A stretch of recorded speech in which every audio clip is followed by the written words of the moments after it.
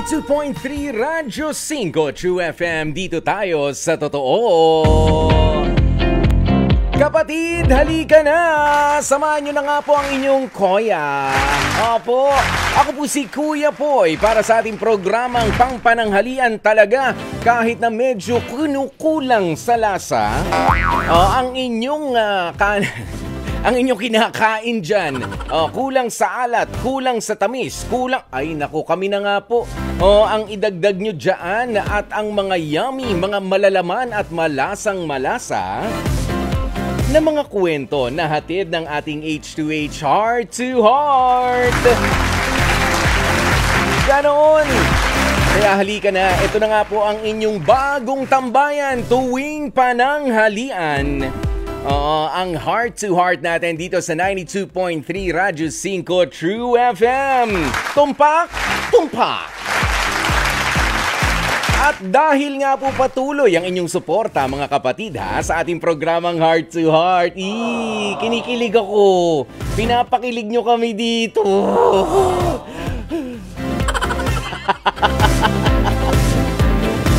Dahil pinakilig nyo kami. Ngayong araw na ito, 250 pesos na cash ang ipamimigay natin. Opo. 250 pesos na cash. So hindi lamang isa, hindi lamang dalawa, hindi lamang kundi tatlo ang magiging masaya sa ating mga kapatid. Kasi noong mga nakaraang araw, namimigay tayo ng sulit TV box at ng isang 250 pesos na cash. Ngayon, dinagdagan namin, pinakilig nyo kasi kami. Ayan, kaya 250 pesos na cash plus ang sulit TV box natin. Ganito lang po ang gagawin. Tumutok lang dahil simula anumang oras i-announce namin sa ating programa ang mapipili nating winners for today. Kapag meron na magandang reaksyon, sasabihin na agad namin sa'yo na. O ang 250 na ito, o ang sulit TV box, o yung isa pang 250 pesos. Ganyan, ganoon po Kaya mag-react na nga po kayo, mag-comment, at syempre huwag kalimutan ang mag-share. I-share nyo ang ating live stream for today. At kung hindi man po kayo nakikinig sa ating live stream sa Facebook, pwede nyo namang i-share by word of mouth. Mare! Sabi ko nga, di ba? Mare! Heart to heart na. Mare! Tanghali na! Heart to heart na! Ganoon! Oo, kaya mag-share na nga po kayo online, mag-comment at mag-react din. Hintayin po namin yan sa ating live broadcast para kayo na ang susunod naming mapili na winners for today. Ulitin natin isang sulit TV box, isang 250 pesos at isa pang 250 pesos. Dalawa yun. Di tatlo mananalo. Pag ganun lang. Pero bago nga po tayo magpatuloy mga kapatid pupuntahan na agad natin dahil mainit-init pa itong kwentong ito ng ating H2H Confessions. Mainit-init ang mga naging eksena at talaga naman gusto ko nang malaman agad-agad yan. Pero bago nga po tayo magtungo dyan mga kapatid, alamin muna natin ang inyo namang paghahandaan din na Love Question of the Day. Ang ating mabilisang tanong ngayong araw na ito, approve ka bang healthy ang relasyon kapag laging nag-aaway? Ano sabi? Healthy raw ang relasyon kapag lagi nag-aaway. Kaya sige, ano ba ang experience nyo ng jowa mo, ng partner mo, ng nililigawan mo pa lang? Away ng away pero love naman isa't isa. Ito ba talaga yon? Pero ngayon, dito na muna tayo tutungo sa ating H2H Confessions. Kaya naman samahan nyo na nga po ang inyong lingkod, Kuya Poy, ang inyong guwapopoy, dito sa ating programang H2H Heart to Heart ng 92.3 Radyo 5 True FM. Dito tayo sa totoo. H2H Confessions.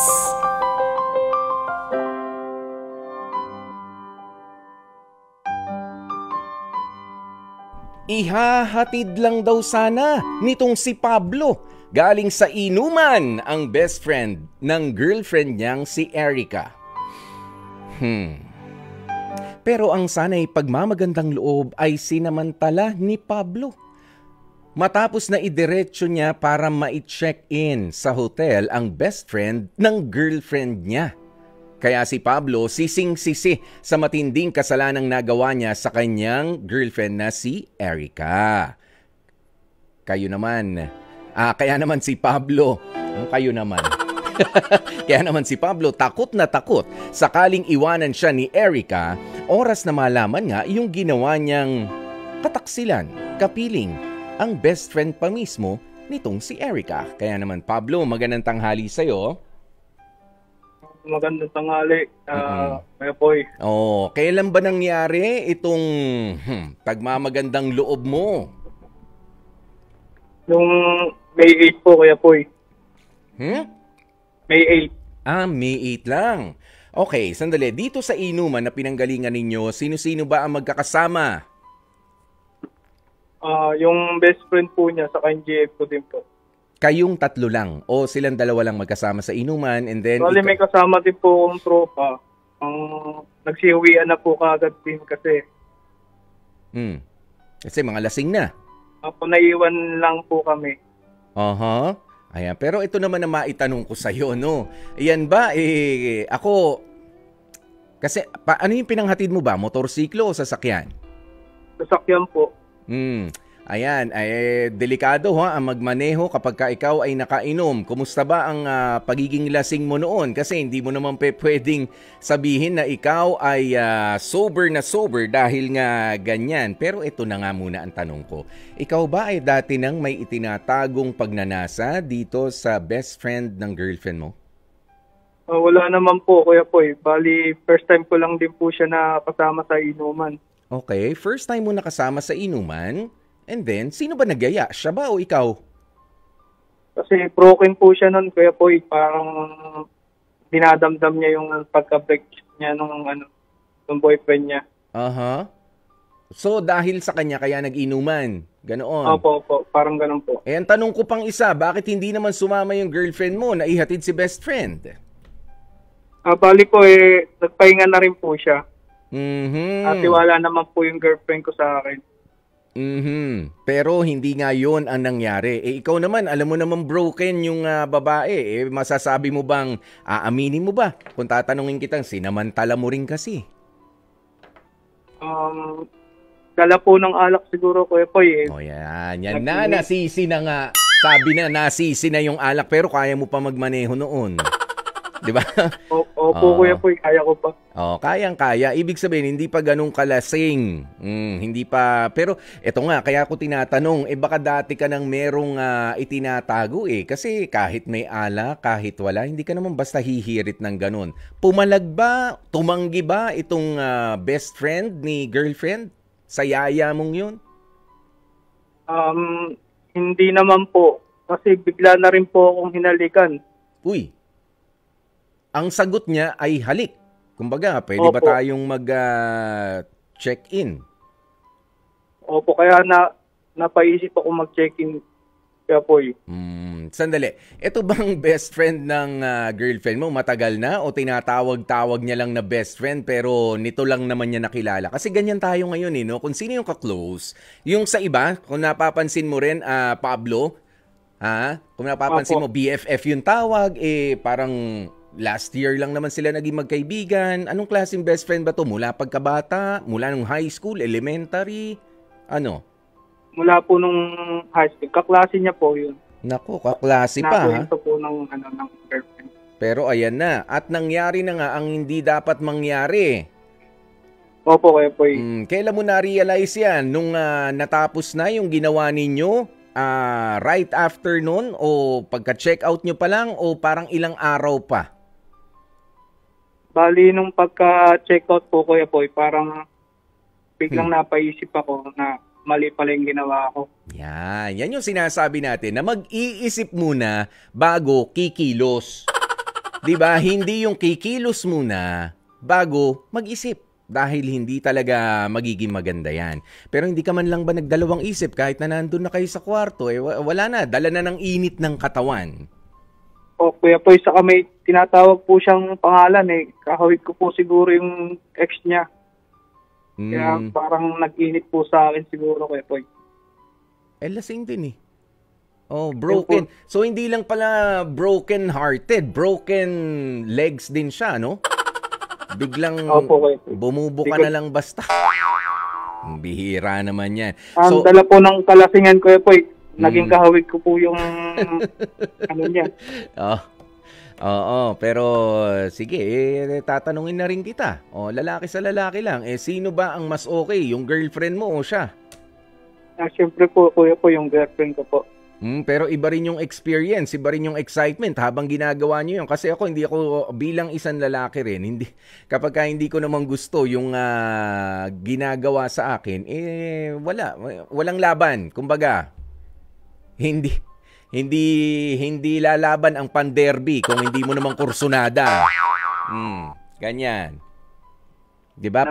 Pero ikaw, sige rin. Napalaban na Kuya po, hindi ko naman po sinasadya.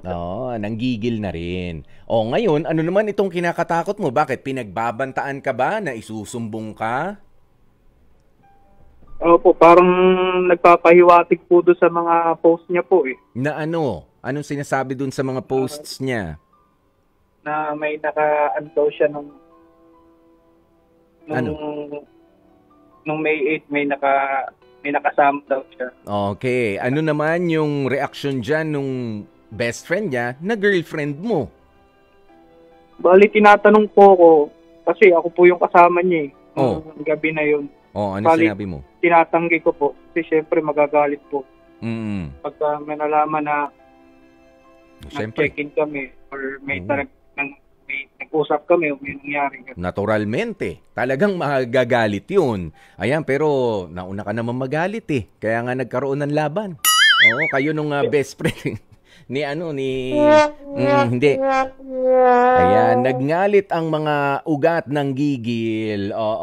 Itong si Pablo. So ngayon, ikaw ba, ano na ang nasa isipan mo? Aminin mo na lang ba sa girlfriend mo? Kasi talagang hindi lang isang relationship ang masisira dito, ha? Kung sakasakali nga aminin mo yan. Kaya nga po, Kuya Poy. Kayo ng girlfriend mo, pati sila ng best friend niya, kamo. Na taon din ang binild nila dyan. Pero, hindi ka naman din pwede na magtago na lang doon sa katotohanan na meron ka talagang ginawang kasalanan. Yun nga po, Kuya Poy, kinakabahan po ako kasi talagang baka maghiwalay po kami. Iyan yung sinasabi natin, na sana napag-isip-isip mo yan. Di ba, ang dalas sa atin sinasabi ng mga matatanda o ng mga nakakakwentuhan nating mga kaibigan na nasa huli talaga ang pagsisisi.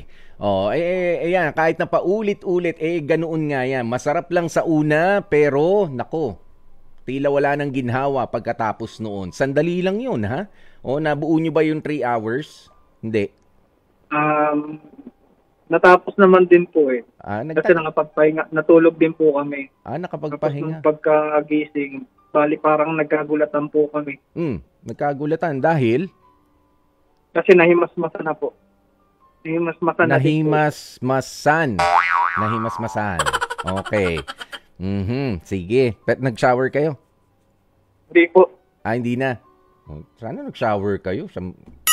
Bihira kayo eh. Nandun na rin naman. Walang tubig. Ayan, pero ito basahin lang natin ang ilan sa mga reaksyon ng mga kapatid natin. Sabi ni Ruth Claire Reyes, ewan ko sa'yo, Kuya Pablo. Ayan, sabi naman ni Darwin Rosel, Pablo, kahit lasing ka, the point na may cheating involved between you and your girlfriend's best friend, bali na talaga yon, and it will be a hard pill to swallow kung malaman nga talaga yan ni Erica. Sige. So sa ngayon, ano sa tingin mo? Ako hindi ako basta nagpapayo eh. Ikaw, ano sa tingin mo yung kakayanin mo? Bali, Kuya Poy. Ikaw na lang ba ang kasi ganito lang yan. Sandali. Ganito lang yan. Pwede, ang options mo ay wag sabihin, bahala na lang sumingaw yung katotohanan kung sakaling sabihin nung best friend, nung girlfriend mo, or merong makaalam. At yun ang magparating sa girlfriend mo.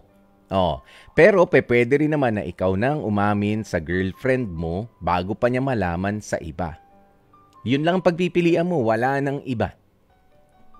Bali, mas masakit siguro ko ito kung sa iba niya pa malalaman.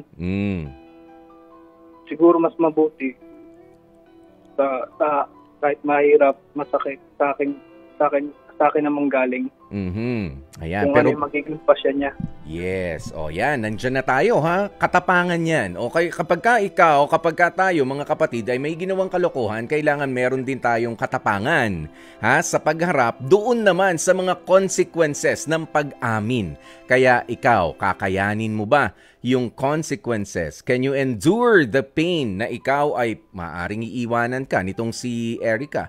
Pwedeng ang susunod mong pagkakataon para patunayan ang pag-ibig mo sa kanya ay pwedeng in the next month, in the next year, or in the next lifetime.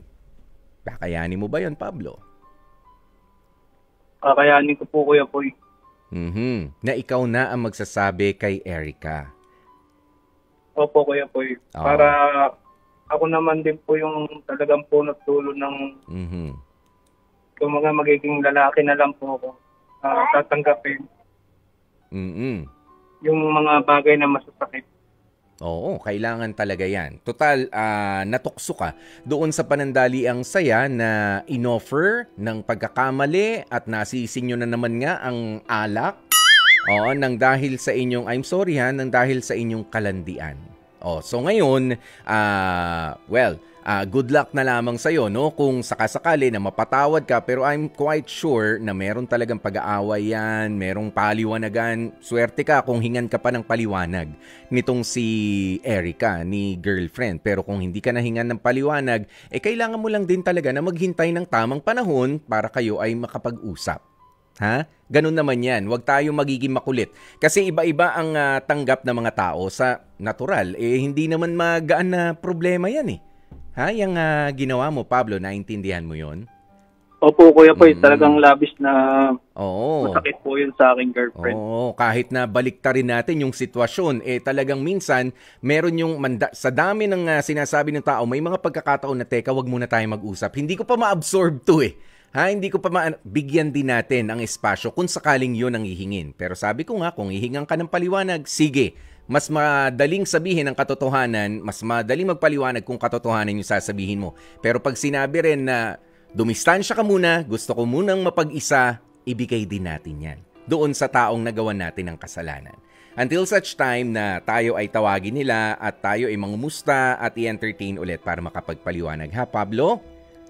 Tama po, Kuya Poy. Yan. Pero sa ngayon, pwede ka na muna mag-practice. Gamitin mo ang ating programa para maipahayag na kay Erica ang pagsisisi mo at paghingi sa kanya ng tawad. Kaya go ahead, Pablo. Ano ang message mo para kay Erica? Erica, alam ko nagkamali ako sa mga nagawa ko nung araw, nung gabi na yun. Nung kasama ko yung best friend mo. Hindi ko naman lubos akalain na papasok kami sa ganong sitwasyon na magkakaroon ng pagkakasala sa iyo. Lubos ko na hinihingi ng kapatawaran ng aking mga nagawang kasalanan. Saka ayoko rin naman na magkalayo kayo ng loob ng best friend dahil sa akin. Masakit man, tatanggapin ko kung ano yung magiging pasya mo. Yun po, Tepoy.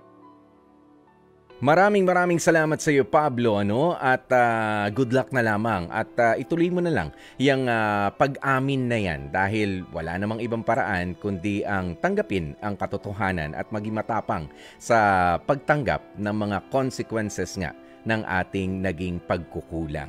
Maraming salamat at 12:31. Bigyan na muna natin ng awitin itong story ang ibinahagi sa atin sa H2H Confessions ni Pablo ng Pasay. Specially for you. Love Question of the Day. Ang love question of the day natin, maipagnanasa ka ba sa best friend ng girlfriend mo, Etchos? Hindi yun. Hindi pala, yung kanina pala yun. Sa H2H Confessions pala.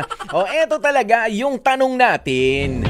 Approve ka bang healthy ang relasyon kapag laging nag-aaway? Yan ang sabi-sabi sa paligid Oo, yan ang sabi-sabi nila kapag ka raw laging may dito ka nga. Nasaan ka na ba?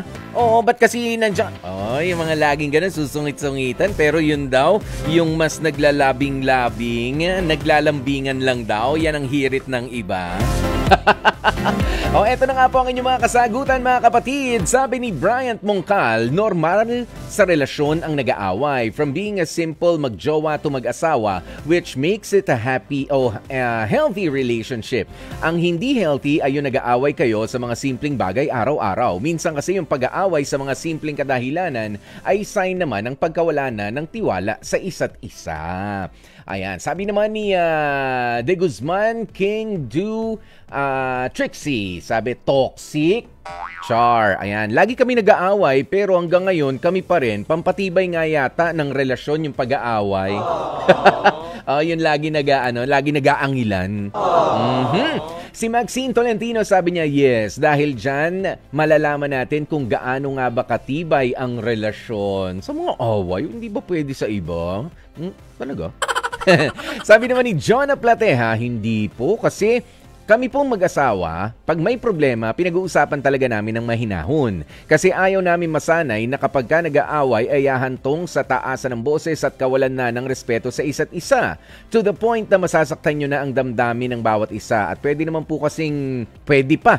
Yun pa pala, hindi naman pala pwede kasi. Pwede pa na magkapisikalan dahil ang tunay na healthy relationship ay yung palaging pagkakaroon ng mahinahong usapan sa bawat problema na may kaakibat na respeto, mahabang pag-intindi at pagmamahal sa bawat isa. Ang haba ng sagot, ay nako, Christy Fermin na po. Tita Christy na, tapos na ang programa natin. Charot. Hindi, maraming salamat, Jonah Platea. Ayan, sina Stephen Lagradante. Sabi, ewan lang po, marami na akong na-encounter na mga ganyan eh. Naka-encounter lang, ibig sabihin hindi effective sa'yo. Yung mga away-away. Yun lang yun. Si Venancio Baltazar, sabi niya, natural lang na nag-aaway. Yan ang pampatibay ng relasyon. Si Jennifer Sea, sabi niya, depende po yan, Kuya Poy, ha? Kung ang mga simpleng bagay lang po, okay lang po yun. Pero yung about na sa iba na malalaking mga bagay, nako, hindi na po okay yun. Sino to? Yan, si Norgie Bigornia. Sabi niya, hindi naman away. Paliwanagan lang. Ang away kasi, sakitan na yun eh. Pagka-away bati lang, okay pa yun. Pero yung iba away bati, yung akala mo nagsisigawan. Meron akong mga kaibigan, mga kaklase, ganyan. Pag pupunta ka sa bahay nila, uy, ako'y napapatanong, nag-aaway ba yung mga magulang mo? Hindi, nag-uusap lang yan. Naglalambingan yan, grabe nga yan. Kabibigay nga lang ni mama ng ganito kay papa. Yan yung mga ganyan. Sabi ko, grabe kasi magsigawan. Parang away na. Pero minsan talaga nasa tono lang ng boses yan. Maraming salamat sa napakaraming sumasagot. Opo. Pero sa lahat ng mga sumagot, congratulate na muna natin. Itong sumagot ng hindi po maganda na laging nag-aaway ang magkarelasyon. Mas mabuti na pinag-uusapan muna ang problema para magkaayos sila. Yan po si Riza May Jurado. Ikaw ang first winner natin ng 250 pesos ngayong araw na ito. Diba? Uy, meron pa tayong isang 250 pesos na cash. Ayan, at isa pang Sulit TV box. Ang dami naman. Grabe! Kaya naman, anong gagawin mo? Tutok lang dito sa H2H, Heart to Heart.